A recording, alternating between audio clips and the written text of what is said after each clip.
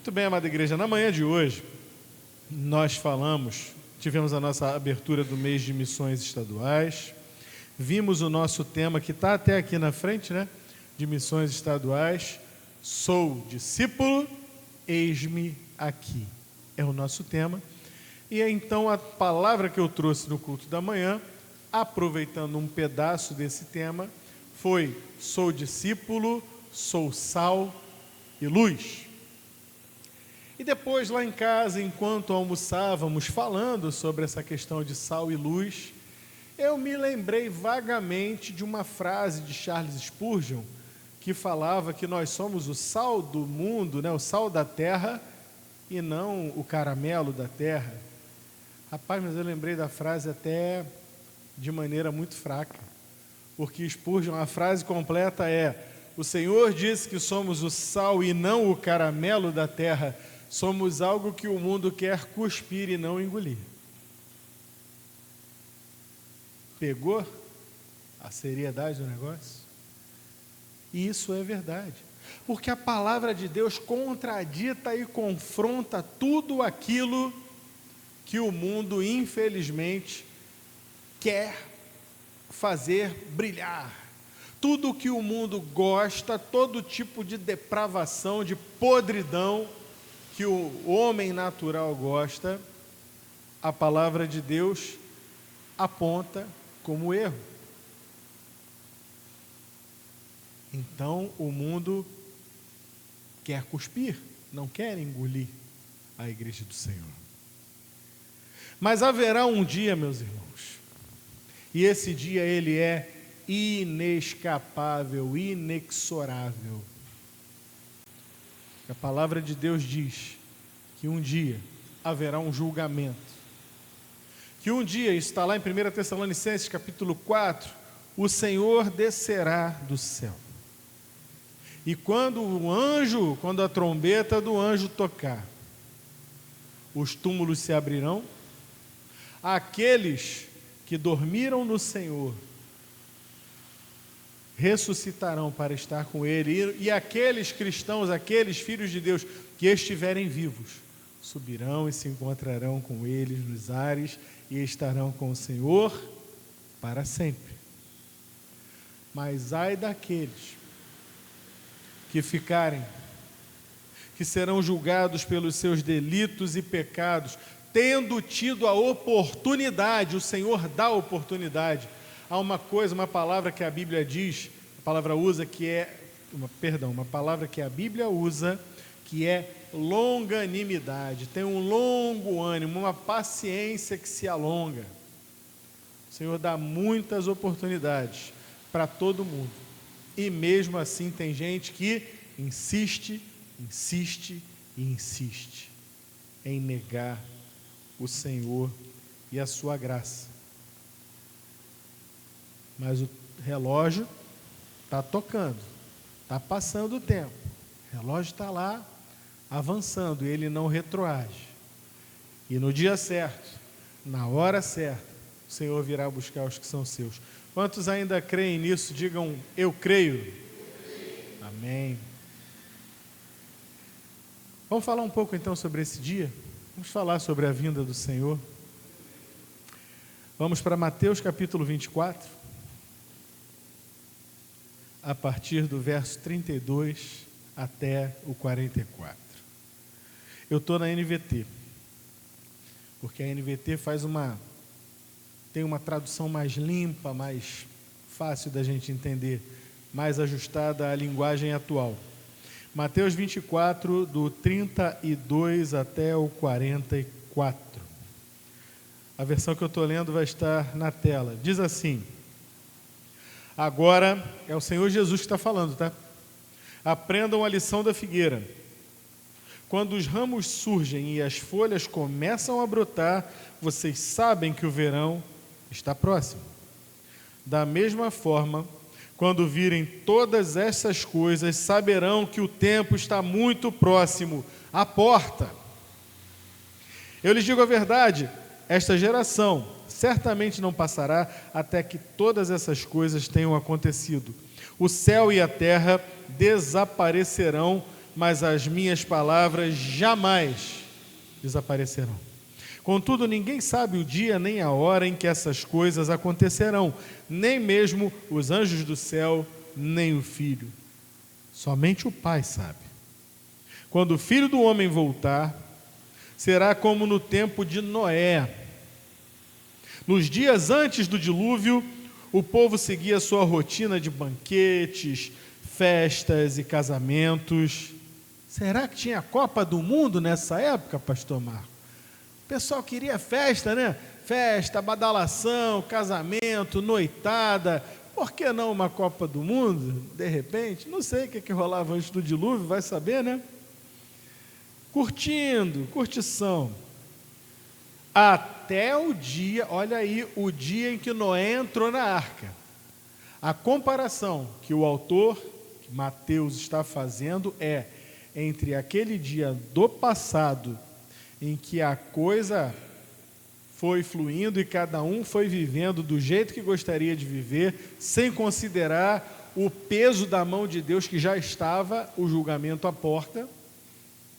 E ele está fazendo um paralelo com o tempo que nós estamos vivendo. E temos visto muito crente esquentando o banco, andando e vivendo uma vida como quer viver, não se preocupando minimamente com as coisas do Senhor. Mas um dia a porta da arca vai fechar de novo. E tal qual aconteceu naquele dia, vai acontecer novamente. Até o dia em que Noé, entrou na arca. Verso 39. Não perceberam o que estava para acontecer até que veio o dilúvio e levou a todos. Assim será na vinda do Filho do Homem, ou seja, o paralelo é claro. Assim como foi, acontecerá de novo. 2 homens estarão trabalhando juntos no campo, um será levado e o outro deixado. Do que ele está falando aqui? De gente que pertence ao Senhor, andando lado a lado com gente que não é do Senhor.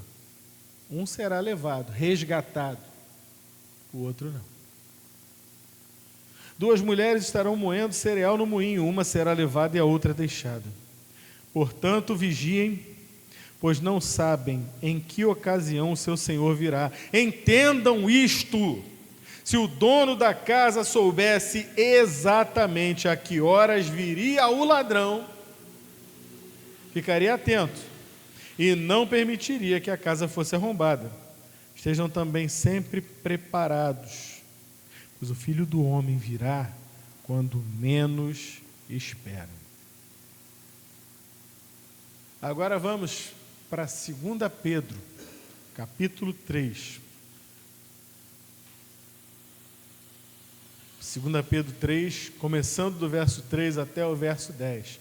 Pedro também vai alertar sobre estas coisas. E eu poderia usar Malaquias, e poderia usar os outros evangelhos, enfim, poderia usar, como disse ainda agora, 1 Tessalonicenses 4, mas eu vou ficar só com esses 2. 2 Pedro 3, do 3 ao 10. Pedro vai dizer: acima de tudo, quero alertá-los. Se ele quer alertar é porque nós precisamos estar alertas. De que nos últimos dias surgirão escarnecedores que zombarão da verdade e seguirão os próprios desejos. Não é isso que a turma lá do tempo de Noé fazia? Seguindo os próprios desejos, vivendo da maneira que queria viver, sem se preocupar com Deus. E dizendo: o que houve com a promessa de que ele voltaria? Esse Jesus falou que ia voltar? Você está de brincadeira, olha o tanto de tempo que passou. Volta nada, rapaz, você fica aí perdendo tempo com esse negócio. Você provavelmente conhece gente que pensa exatamente assim. Desde antes do tempo de nossos antepassados, tudo permanece igual, como desde a criação do mundo.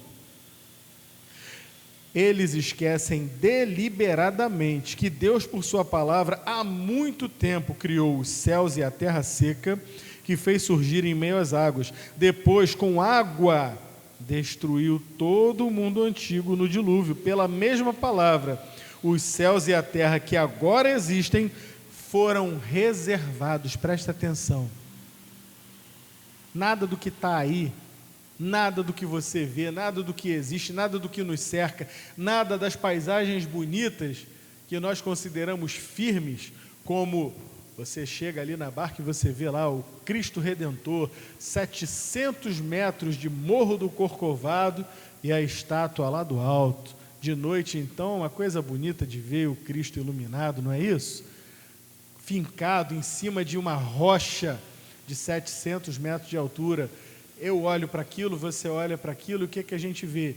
Firmeza, certeza, aquilo está lá e aquilo vai continuar lá. E ainda que talvez houvesse um terremoto, coisa que não existe no Brasil, a estátua talvez se desfaça, mas o morro vai continuar lá, o Morro do Corcovado, firme, literalmente, como uma rocha, porque ele é feito de granito.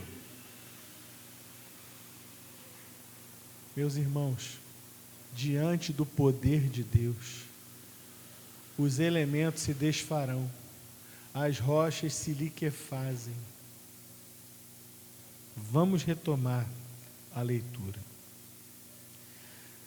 Há muito tempo Deus criou os céus e a terra, fez surgir em meio às águas, com água destruiu o mundo antigo no dilúvio. Verso 7, pela mesma palavra, os céus e a terra que agora existem foram reservados para o fogo e estão guardados. Você já parou para pensar que você e eu vivemos numa terra que está guardada, reservada para um julgamento? Estão guardados para o dia do julgamento, quando todos os perversos serão destruídos. Logo, amados, não se esqueçam disso. Para o Senhor, um dia é como 1000 anos, e 1000 anos como um dia. Na verdade, o Senhor não demora em cumprir sua promessa, como pensam alguns. Pelo contrário, Ele é paciente por causa de vocês. Não deseja que ninguém seja destruído, mas que todos se arrependam. Contudo, o dia do Senhor virá, guarda esse termo, como um ladrão. Não foi o que o Senhor Jesus falou ainda agora? Se o valente soubesse o dia em que o ladrão viria, ele estaria lá atento, alerta. Acabamos de ler o Senhor Jesus falar isso em Mateus 24. E agora Pedro retoma a imagem do ladrão aqui no verso 10.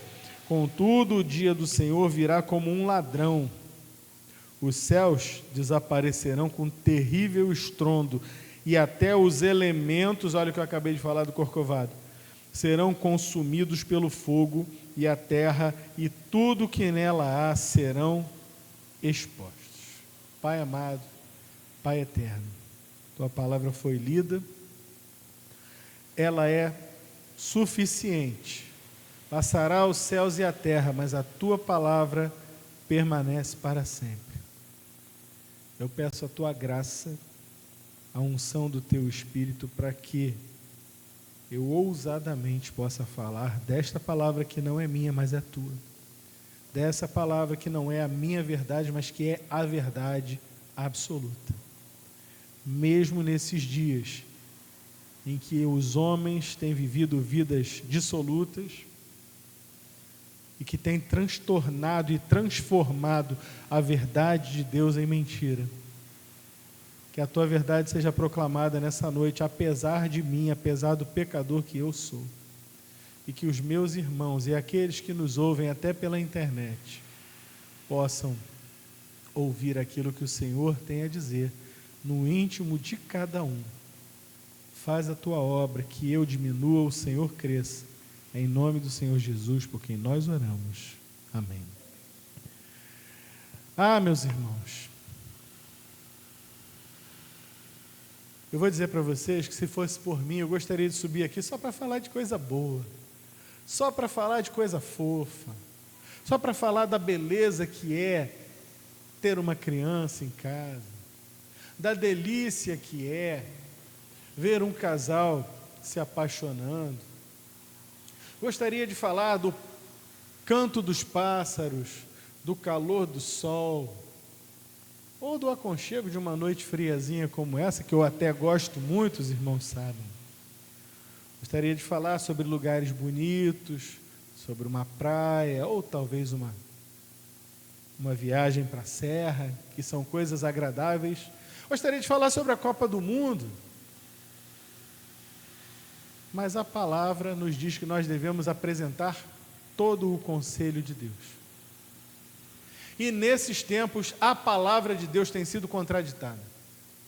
Como eu acabei de dizer aqui ainda agora, estão transtornando e transformando a palavra de Deus, transformando a palavra, a verdade de Deus, em mentira. Muita gente aí, inclusive gente que se diz pastor, que se diz crente, está dizendo que a gente tem que atualizar. Não tem que atualizar a Bíblia, tem que tirar esses pensamentos retrógrados da Bíblia. A Bíblia é um livro ultrapassado, vocês são negacionistas, e coisas assim que temos ouvido nesses tempos. A palavra que eu te dou nessa noite é: prossiga, permaneça. Entre ficar com as ideias dos homens, por mais sábios que eles pareçam ser, e com a palavra eterna de Deus, fique com a palavra eterna de Deus. Porque passará o céu e a terra, mas ela permanece para sempre. Ninguém pode tirar um jota ou um tio da palavra de Deus. Ninguém pode impedir o cumprimento daquilo que o Senhor falou que virá, até porque tudo que Ele prometeu que se cumpriria no Antigo Testamento, se cumpriu. E, inclusive, só para citar um exemplo, a própria história de Noé, que começa ali no capítulo 6 de Gênesis e vai até o capítulo 8. É uma saga, uma história de um homem que vivia no mundo e a coisa estava tão esquisita no mundo. O nível de pecado, de pecaminosidade do homem era tão terrível, mas tão terrível, que Deus decidiu exterminar com a humanidade. E ainda foi pouco, tinha que exterminar a humanidade e todos os seres vivos sobre a face da terra. E havia um homem lá, Noé, que se você voltar um capítulo, Gênesis 5, 32, vai dizer que Noé tinha 500 anos e gerou seus 3 filhos, Sem, Cã e Jafé. Depois, quando Noé tinha 600 anos, ele entrou na arca. Então, os estudiosos apontam que Noé deve ter demorado algo entre 50 e 100 anos construindo aquela arca. Mas então como é que foi isso, pastor? Foi assim. Também dizem os estudiosos, não eu, que a localidade lá onde Noé estava, na Mesopotâmia, não era um lugar de mar. Noé provavelmente não era um construtor naval. Imagina comigo a coisa mais próxima que eu consigo imaginar. O Senhor fala a um homem nas montanhas de Minas, ou lá no Planalto Central, melhor, né? No Planalto Central, lá em Brasília. Vamos pensar um lugar bem cheio de pecado, lá em Brasília. Aí diz assim: constrói um navio do tamanho de um petroleiro. Navio, Senhor? Para botar no Lago Paranoá? Não, eu vou encher a terra de água. E Noé creu no Senhor. E nós conhecemos a história. E por causa da obediência de Noé, Noé e sua família foram os únicos a serem salvos. O que quer dizer o seguinte: eu e cada um de vocês aqui somos necessariamente descendentes de Noé. Não importa a cor da tua pele, não importa a tua origem, não importa nada disso. Você é um descendente de Noé, assim como é um descendente de Adão. É incrível pensarmos nisso. Tudo porque o Senhor resolveu salvar uma família. E da mesma forma, o Senhor está reservando hoje uma família para ser salva naquele grande dia, porque o mundo está novamente cheio de pecado. Se você tem acompanhado as notícias, como eu tenho acompanhado as notícias, você tem visto que a escalada das coisas ruins só tem aumentado. O crime não tem mais fronteiras, o crime parece não ter mais limites, a invasão de coisas terríveis que nós temos visto, cada dia é um golpe, cada dia é um choque, cada dia é uma maldade nova que se descobre. E se a gente for levar todas elas para o coração, a gente empacota na hora, de tanto ver a maldade se alimentar. Se eu, que sou homem, sinto isso, você imagina Deus, que é santo. Mas ele é longânimo, ele é paciente, assim como ele teve paciência com a geração de Noé, e esperou Noé terminar a sua arca, entre 50 e 100 anos. Aqui vai um exercício meu de imaginação. Noé lá no lugar dele, vamos colocar aqui, trazer para o Brasil, né? Lá no Planalto Central, lá em Brasília, está construindo aquela arca. Noé, o que você e seus filhos estão construindo? Estamos construindo um barco, mas é um barco gigantesco, Noé? É, tipo assim, 2 vezes esse templo aqui, mais a altura, mais a largura. Imagina um negócio desse? 2 ou 3 vezes talvez. Mas Noé, como é que vai ser isso? Porque você vai lançar onde esse navio tão grande? Deus falou que vai chover sobre a terra. Ah, Noé, vai chover? Vai chover. E vai chover tanto assim? Vai chover isso tudo aqui. Esse barco vai sair navegando por aí. E quem não estiver dentro desse barco vai morrer. A Arca de Noé nos ensina uma outra lição. Nós aprendemos com a Arca de Noé, eu pelo menos aprendi, quero passar para você nessa noite, embora o nosso texto não seja sobre a Arca de Noé, ele toque a Arca de Noé, mas 2 das principais lições que eu tirei da Arca de Noé, a primeira, sabe quantas janelas tinha na Arca de Noé? Elton, você não sabe? Pastor Marcos já matou a charada aqui, só tinha uma janela na Arca de Noé. E sabe onde ela ficava? Em cima. Ficou bem claro que o único lugar onde você poderia elevar os seus olhos era para o alto, para onde está Deus. Segunda lição, e para mim acho que é até a mais importante, Noé fez a parte dele. A Bíblia diz, você pode ler lá em Gênesis 6 depois com calma na sua casa, que Noé fez a parte dele. A parte dele e de seus filhos era construir a arca, e ele fez a parte dele. Noé fez a parte dele junto com Deus. O Senhor fez a parte dele e falou: olha, Noé, eu vou mandar os animais e você vai recolher os animais dessa forma.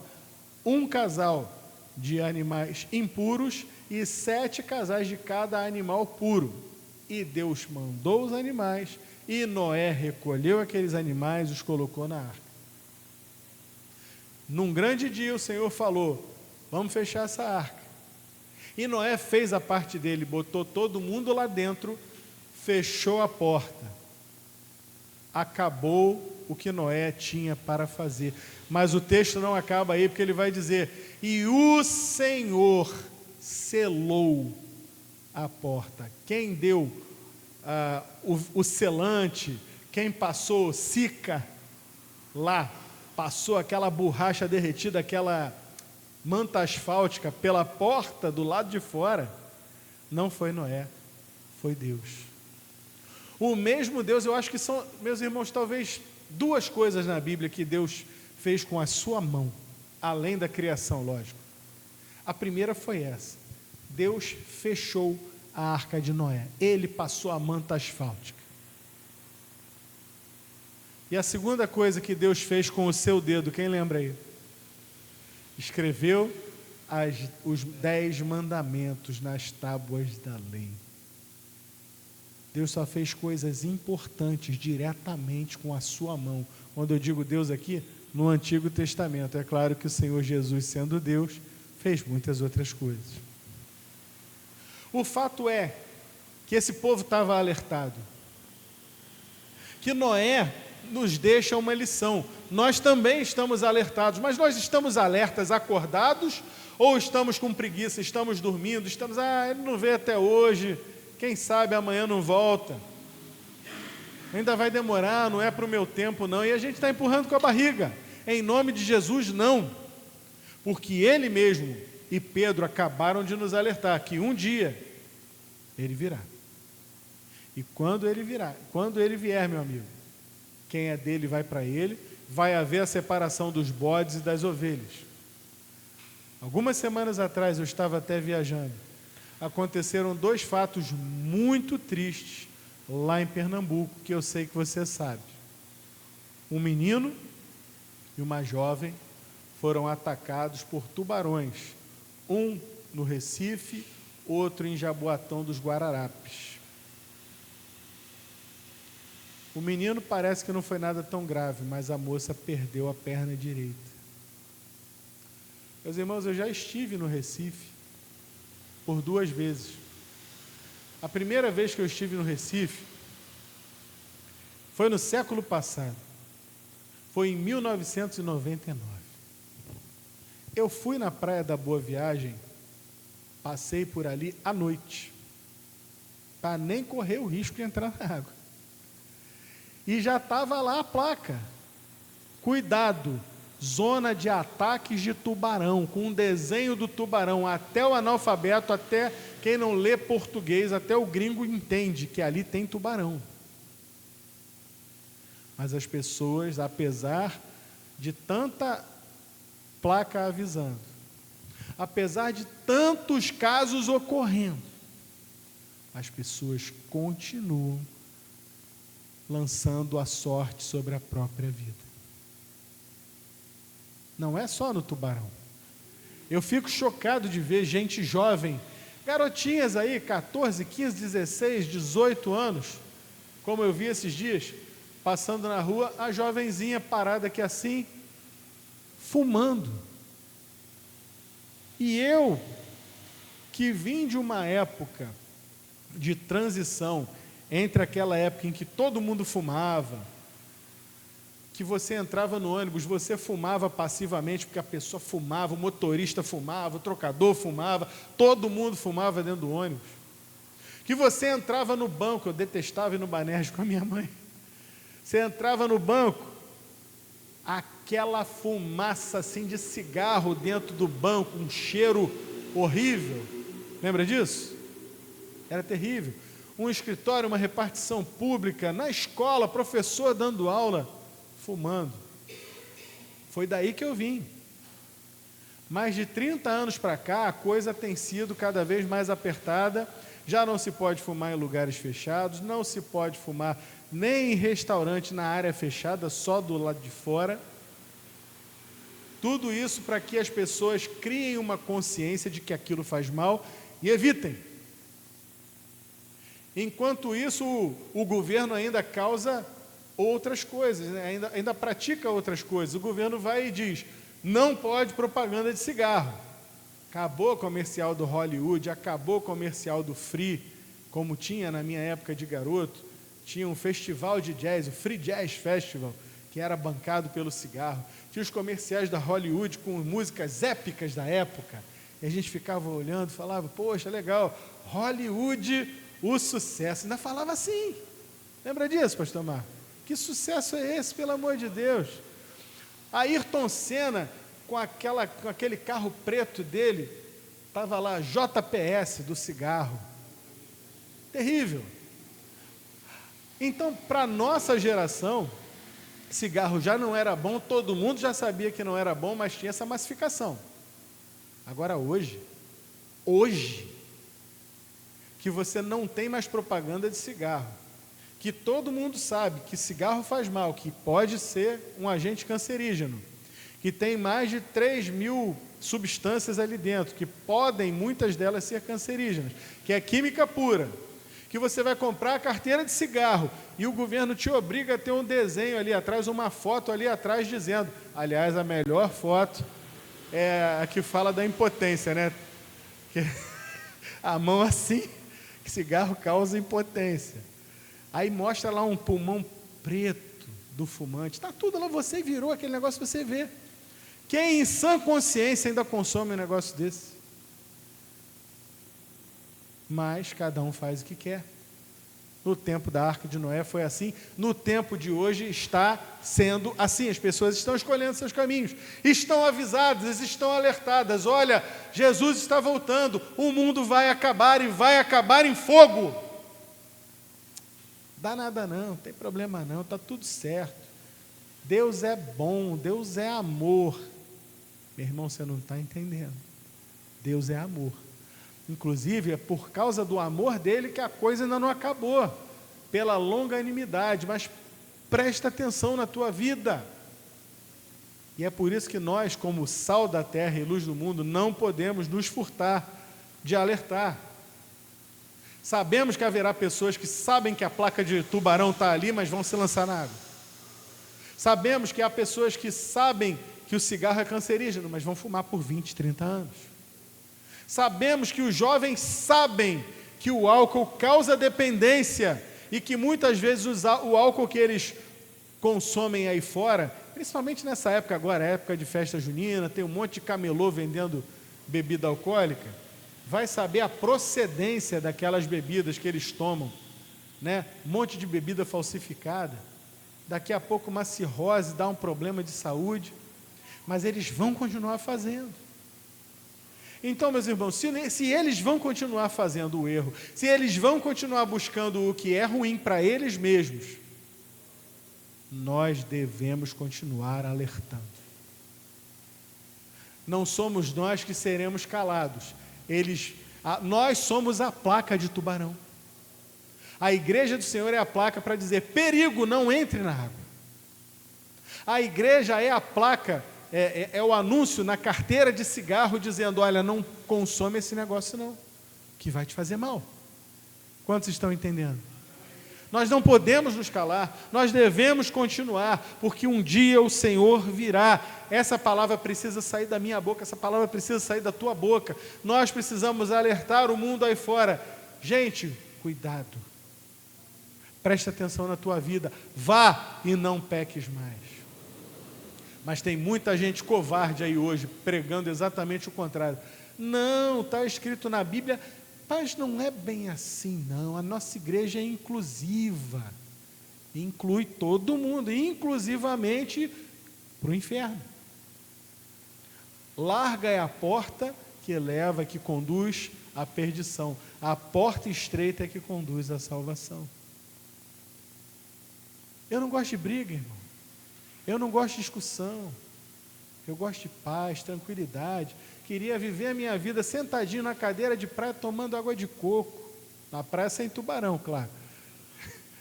Gostaria muito de viver a vidinha assim, tranquila, né? Botando minha filha para dormir, comendo aquele peixinho frito na beira da praia. Que coisa melhor do que essa? Mas a vida não é assim. A vida não é assim, e a vida espiritual muito menos é assim. Nós precisamos também, como cristãos, como servos de Deus, olhar para essa palavra e saber que ela está se cumprindo, que nós estamos hoje, um dia mais perto da volta do Senhor. E o que temos feito? Temos alertado o mundo? Ou temos ficado encostados? Não vai dar nada não. O Senhor Jesus falou que nós temos que estar alertas. Pedro nos alertou. Aliás, a palavra que ele usou foi exatamente essa.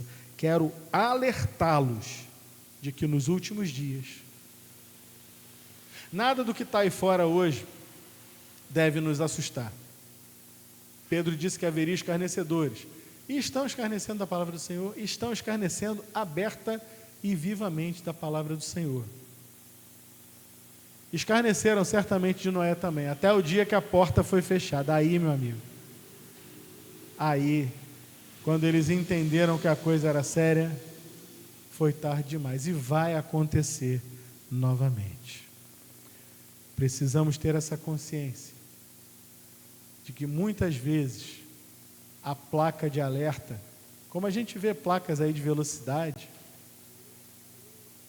levando tiro, né? O pessoal gosta de dar tiro em placa. Muitas vezes nós vamos levar tiro. Muitas vezes nós vamos levar pedrada. Muitas vezes vão querer calar a nossa boca à força. Não porque nos odeiam simplesmente, mas porque odeiam a nossa mensagem. Não querem ser julgados, achando que nós estamos... Você está me julgando. Não estou te julgando, quem te julga é a palavra. Em nome de Jesus, meu irmão, em nome de Jesus, minha irmã, não desista. Não se esqueça de que um dia para o Senhor é como 1000 anos, e 1000 anos como um dia.